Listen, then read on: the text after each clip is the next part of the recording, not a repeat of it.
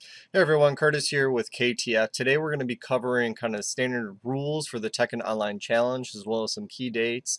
And this is going to specifically focus on NA, but can be used essentially for any of the regions that's going to be described here.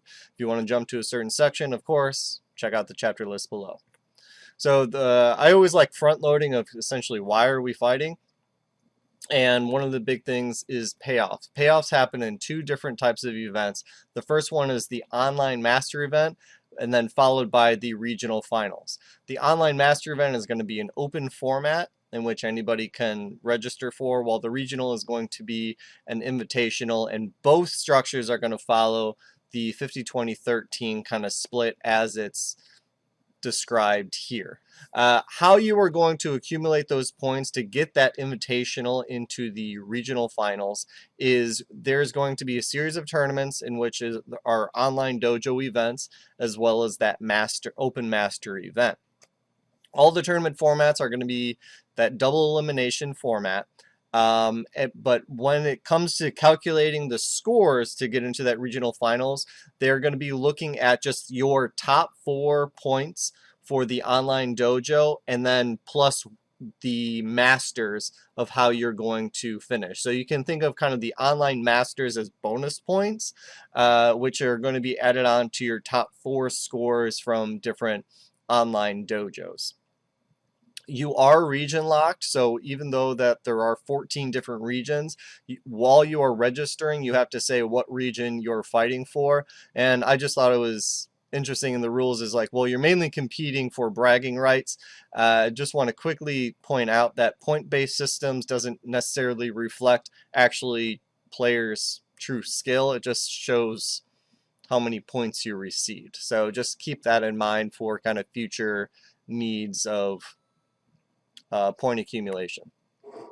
The major tournament, it's one per region, so there's going to be one online master event for each of the region and one regional event per region. It was described in the notes that the regional finals are undecided.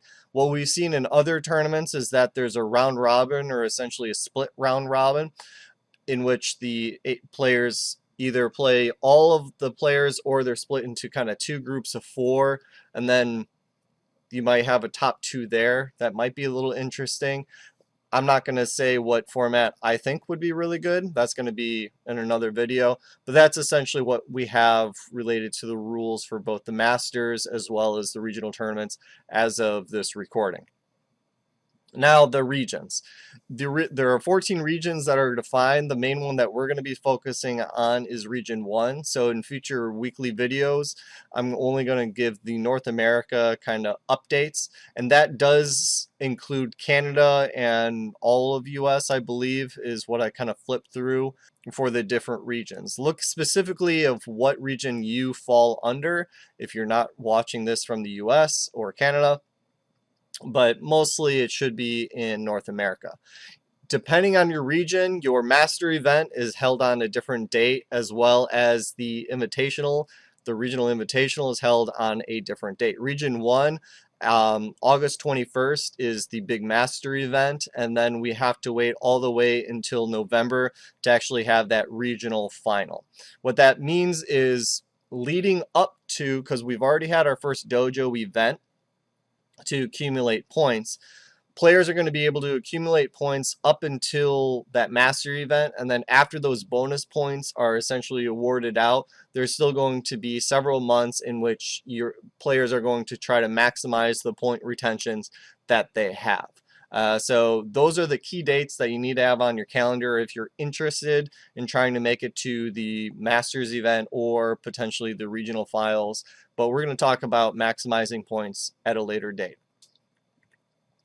Of the top 8 players, as we said, it's going to be based on points, as well as the structure of the format of that regional finals is going to be described at a later date. And this is, again, the rankings. This is a direct quote from the rules of how that says we're only counting 4 plus that 1 online Masters event. There is tie-breaking, opposed to the online beta, which is just done 1 month. There really wasn't too many tiebreakers, especially in the top 8, so it didn't really matter.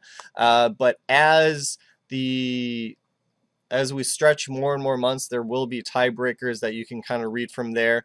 Most of the time, it's just going to be purely based on rank, and then the highest point total for an individual. I expect that's going to be kind of the cutoff, but the tournament organizers also look at the kind of 3 and number 4, in which ultimately they're just going to pick who they think should be in the top 8. But I don't think it's ever going to reach that. I think, if anything, they're going to look at the top 4 plus the Masters, and if there's a tie, they're going to look at the cumulative points that were given throughout the entire season and then make a determination off of that. Next, we have for tournament organizers, there is a guide written. I'm not going to go through the whole PowerPoint. It seems very easy to kind of follow. Anybody can apply for it. It has to be an online event, so I know more and more organizations are swapping from the online format to the offline format, which is, kudos, as long as you're being safe. But let it be known that if you are doing an offline event, it will not count towards these online dojo points. Be patient, as it may take a few days for approval. And when you do your recording for your online event, the top 8 at least needs to be recorded, because the tournament organizers are going to verify the information there. It's possible that if for whatever reason the video on demand gets scrubbed or lost for whatever reason, it's possible that all those competitors as well as your event will no longer count towards the point total for the event. And I just linked real quickly the URL of how to find that dojo application, or you can just simply search for it. The player guide, very similarly to the tournament organizers guide, there's a giant PowerPoint which details how to link your Twitter account as well as your SmashGG account, which are both required to participate. And you also need to register by the region on the Tekken World Tour or Tekken Online Challenge website. If you are not registered, it's possible that points that you accumulate will not count towards the finals. So make sure that if you are intending to compete for the invitational event in November, that you are registered on Twitter, SmashGG, as well as the Tekken Online Challenge, to be able to make sure that your points are going to be scored and reported. Other rules of note, I skimmed through essentially the entire rules document. You may or may not use them, but they're just things that kind of stuck out to me, that they do offer blind pick. Later on, we're going to talk about why you essentially should always do a blind pick, and that is in combination of why you shouldn't just play one single character, as there's a lot of advantages and disadvantages and exploitative natures that you're not taking in consideration. But there are blind pick rules if you want to elect for that decision.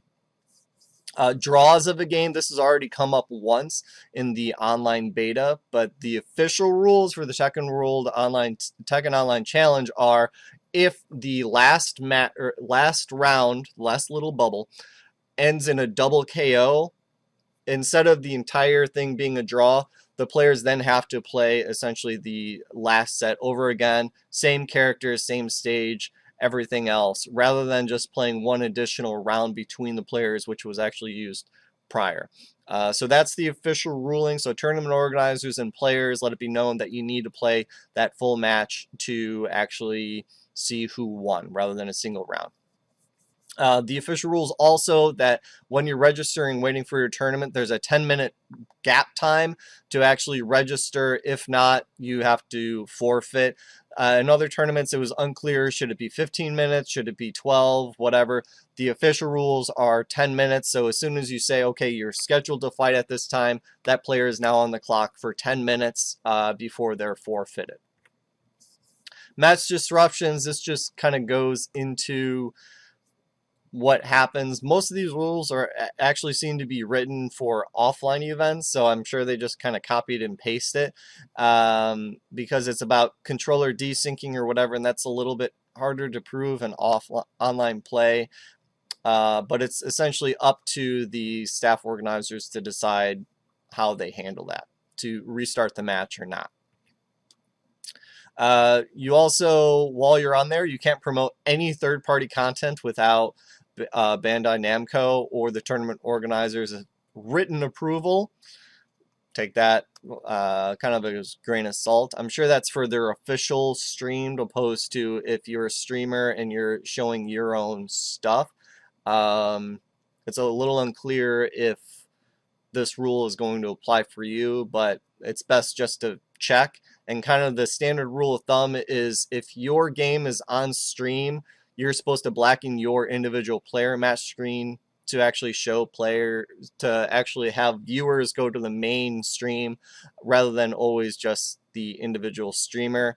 I think that's kind of the best rule of thumb that we have, because it's actually a little disappointing when an individual streamer has upwards of 200 viewers, but the main stream has 20 or 30 viewers, and because everyone's just watching that game on that individual streamer. So be kind to the actual tournament organizers who's actually putting this all together.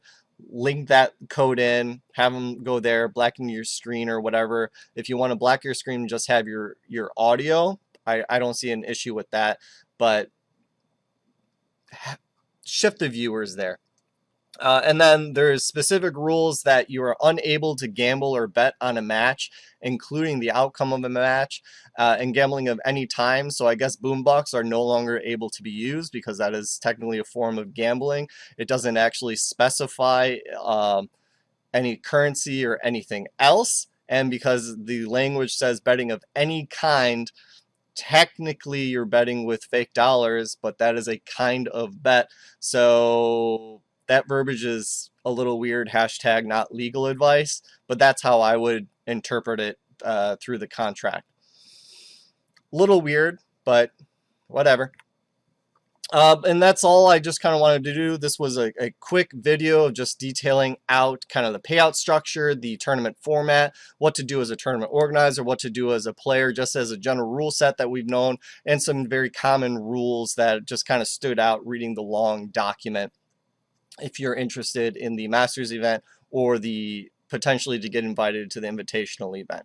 So put it on your calendars. In August is the Masters online event for Region 1, as well as the invitational, which is in November. And so with that, I just wanted to do quickly video. In another video, I'll give a little bit more of my opinion on how to maximize your points, or even what tournaments to enter in to have your best chance of entering the invitational.